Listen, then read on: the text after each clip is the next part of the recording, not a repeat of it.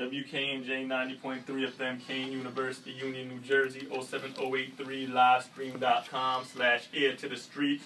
We are in the building. We got my man all the way from Connecticut in the building. What's up, what's up? DJ Sabotage. What part of Connecticut you from, brother? Middletown. It is actually Middletown in New Jersey, so like we have a lot in common on states. Yes. A lot of the same things. Yeah, we're one of the 13 colonies and everything, you know. Yeah. You gotta remember, you know your history. New England, you're New England. You know, it's all good. But first of all, I want to say thank you for coming up and coming down and showing love, showing some support. Yo, I appreciate it. Nah, man. Appreciate it big time. All right, so I know you also have a radio show you do at, well, I keep pronouncing the school wrong. Wesleyan University. Wesleyan University. And what town is that in Connecticut? That's also in Middletown. Okay, I know it's also a very diversified school from what I understand as far as demographics go. Yeah, it's a liberal arts school.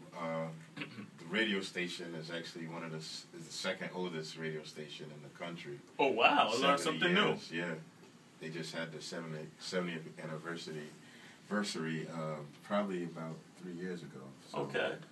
It's one of the. You know, a lot of people come from that station. Okay, so now I know you're also a DJ, so you cut and scratch and everything, and you get it in on the ones and twos. I try. I do what I can. But also, my next question to you though is that you also do regular clubs and parties, and I know you said you try to do the top 40. You do a little bit of everything. Well, yeah, I gotta wherever I can get it in and get a chance to spin. That means top 40. That means whatever. I prefer the underground, but you can't rock that at no insurance company Christmas party or anything. I know. You gotta play that. Because if you rock that, then they're gonna need insurance. Right. But also, so how long have you been spinning? Since about '94. Okay, so what made you decide to, you know what, I'm gonna get on the turntables and cut it up? What made you decide to do that? Well, I always been like a b-boy. And I have like cousins that had turntables, and they would spin, or I would have friends that spin. And while I couldn't lock too well or break too well, so I always wanted to be a DJ. So okay. Like eventually, I just got after watching my cousins and the other friends do it. I got my equipment and took it from there. Had vinyl and all that stuff. So okay, so you're one of the DJs from the '90s. So you know about Fat Beats, the cop shop out in Long Island. Beats, I used to go there. Big ups to Joey, one of the owners for Fat Beats. He's originally from Connecticut. My cousin was actually cool with him. I would just go out and do stuff. and go to Rock and Soul on 34th Street, and get records, get serviced by records. I had friends that were all DJs, so I've always been around DJs and records and stuff. So your primarily thing is hip hop, but I know you spin other music as you just said. I have like Prince, I have Sly and the Family Stone records, Nirvana records, like on my Facebook page is picture of Nirvana's Nevermind album, so I listen to everything. Okay. Now, my next thing for you is being a DJ, and I know since you started with Vinyl, now you're into Serato. Yeah. Do you feel that, not anybody can be a DJ because you have Serato, you know what I mean? That is negative, right. Not everybody can be a DJ. You gotta kind of have some, gotta know the basics. I think you kind of have to know how to have timing and stuff, and know the beats in your head. Like I was a musician, so I can count music in my head. Right. You have to be able to keep a beat.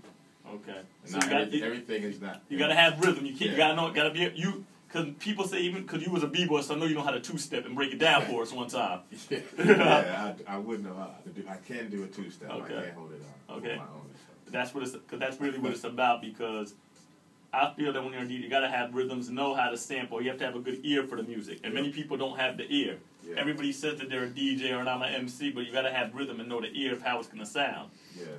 You know, I believe you gotta stick to your lane, and I know you do what you do well. I mean, you have your radio show. What's the name of your show, and what's the time does it come on? The show is Transmission 28 Days Later. I do it with a co-host. Big ups Oxen Magoo.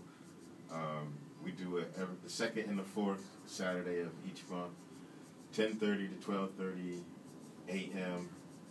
Check us online, wesufm.org. the second and fourth Saturday. And big ups to Self Scientific.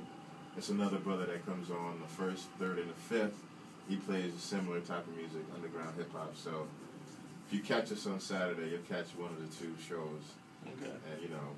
Now my next thing with that though. So how was the hip hop scene in Connecticut? Because I know you have apathy, and I can relate to your struggle. Because I live in Queens now, but I grew up in Jersey, so I understand what it's like when coming into the city. You be the first ones to get laughed at and get looked at like, who are you or what can you do? Well, yeah. But like, you know, apathy, he has a huge following. He's doing his thing. Yeah, he makes money overseas, even over here. Yeah. He's bringing the crowd, doing what he can.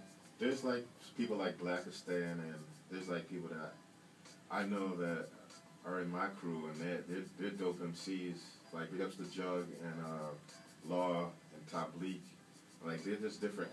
They live in different. They do their thing. They don't really pay attention to the garbage stuff around there. Mm-hmm. But like, there's other people besides apathy. You know, big ups to apathy and stuff. But there's a lot of MCs that write lyrics and they don't go to chachi stuff as a chachi way as far as like whatever. Right. So.